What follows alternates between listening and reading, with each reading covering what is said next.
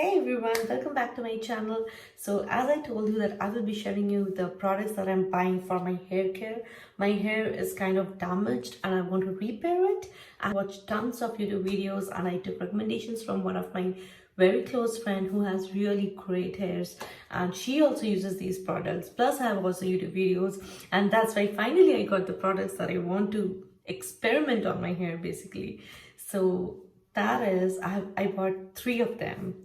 So this is the first one. This is Olaplex. It's Olaplex Hair Perfector number 3, if you can see.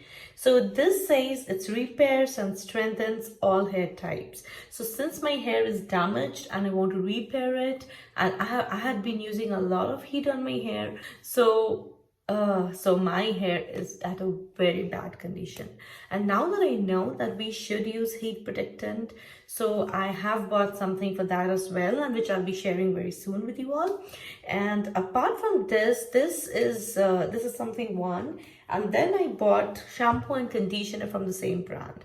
So I bought Olaplex shampoo and Olaplex conditioner. So these two I bought, and I'm going to try it out tomorrow and see how if this at all works on my hair.